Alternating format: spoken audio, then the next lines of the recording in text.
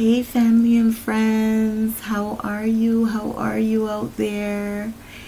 I know it's so hot here. I don't know about where you are, but it's really hot here. Tell me where you're from. Tell me how it's going, how the summer has started where you are.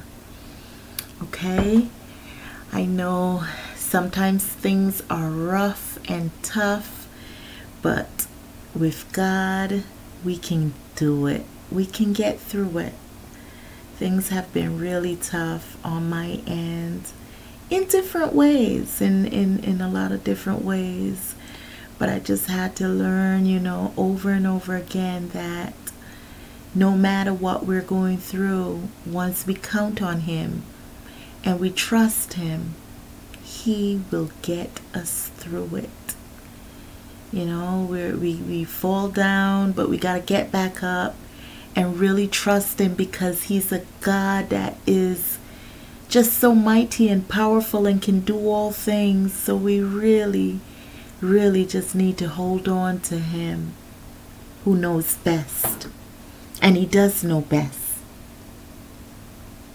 I'm going to read a piece from my meditation or devotional book, The One, Be Still and Know That He is God. Reading on this day, July 5th, one of us. Rather, He made Himself nothing by taking the very nature of a servant, being made in human likeness. This is taken from Philippians 2:7 in the NIV. Philippians 2:7 from the NIV. And then it says in this chapter, in this devotion, be still and know. When we face hardships in life, we can often feel like nobody relates. Nobody knows what you're going through. Sometimes people cannot see beyond your own situation to know how to help. Perhaps you have been in a situation where you didn't really know how to help a friend who was going through a really tough time. We need to be reminded that Jesus knew what it was like to be human. He didn't come as a God among men. He came in human form. This means He experienced physical things like hunger and tiredness, as well as emotions like sadness and excitement. If anyone knows about suffering, it is Jesus. So when you're feeling like you need empathy for your situation, look to Him. Seek Him. He understands. Let us bow our heads and close our eyes. Because as you go through what you're going through, if it's a tough time, if it's a sickness, if it's a bad report, if it's a breakup, whatever it is, say, Jesus, Jesus, thank you for experiencing humanity on earth, so you are able to completely understand my difficulties. You already know my circumstances, so I simply ask that you will sense your presence in my life, in our lives, knowing that you care deeply for me, for us. Put yourself in that space. For you, God can understand whatever it is that you're going through, and He will help you through it. He will get you out of the fire, because trust and believe that God can fireproof. He can fireproof. In Daniel 3, where the Hebrew teenagers wouldn't bow down in worship to King Nebuchadnezzar, golden idol, the king was furious. He was furious enough, and he threatened to throw them into a fiery furnace. The teenagers said, "King, we're not worried because we know our God will deliver us." They trusted their God. They trusted God.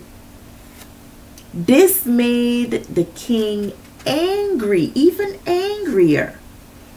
And he told the guards to light up that fire 7 times hotter than the usual.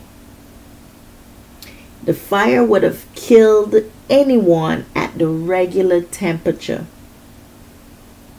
And now I'm reading from You Are Stronger Than You Think by Joel Osteen.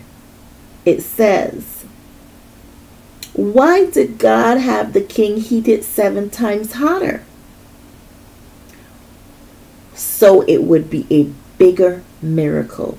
God wanted the odds to be even greater against them. The fact is, God could have kept them out of the fire. He's God. He parted the Red Sea and he opened blind eyes. It wouldn't have been any problem for him to change the king's mind, or to have the teenagers escape, or to send a big earthquake as he did to open the prison doors for Paul and Silas. But God doesn't deliver us from every fire. Sometimes he'll take you through the fire. The good news is that he knows how to make you fireproof. People don't determine your destiny. Bad breaks can't stop God's plan for your life. Sickness, addictions, and unfair situations don't have the final say. Don't get discouraged because God didn't keep you out of the fire. God doesn't stop every negative situation. He uses these adversities to move us into our destiny. We wouldn't know his power if we're never thrown into a fire. You wouldn't know he's a healer if you're never faced an illness. You wouldn't know he can move mountains if you never faced a big obstacle. Quit complaining about what you're up against. It's not a surprise to God. The opposition may have turned up the heat 7 times hotter than normal, but they didn't do that without God's permission. He's not just in control of your life. He's in control of your enemies. Instead of complaining about the fire, invite him into the fire. When he's with you, you can't be defeated. You and God are a majority. He's a supernatural God. He's not limited by fires, floods, famines. What should take you out can't defeat you. What should overwhelm you can't stop your destiny. Instead of fighting these things that aren't fear, things that you don't understand, you have to realize that God has a purpose for it. The purpose is not so you will be miserable and live frustrated and worried. The purpose is so he can show his glory through you, so other people can see his power and favor on your life. Without great tests, you wouldn't have a great testimony. Without great tests, you wouldn't have a great testimony. Without big battles, you wouldn't have the victories. So today, trust. Let him in. Let him in the fire with you and trust him. Trust that he will fireproof you in the situation or the difficulties that you may be going through today. Let God fireproof you. Invite him in. Trust him. Trust him with all of your being and all of your might, and see what he is capable of doing. Don't limit God. Don't put conditions on God. If you want him to help you, seek him with all your might. And be still and know that he is God. Have a blessed one, everyone. Don't forget to like, subscribe, and comment, because I love to hear from you. God bless.